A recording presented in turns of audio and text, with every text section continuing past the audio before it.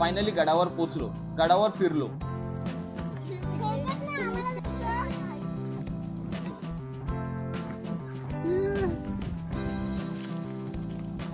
गणपतीच्या पाया पडून पुढे निघालो.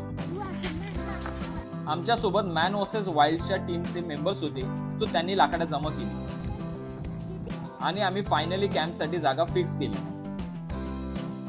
चूल मांडली आणि मॅगी बनवायला चालू केली. ही सगळी प्रोसेस इतकी भारी आहे की मला एक्सप्लेनच करता येत नाहीये, पण ओव्हरऑल कमाल आहे हे सगळं. मी 7व्या आसमानातच आहे असं वाटलं. Thank you universe. Maggi party start झाली.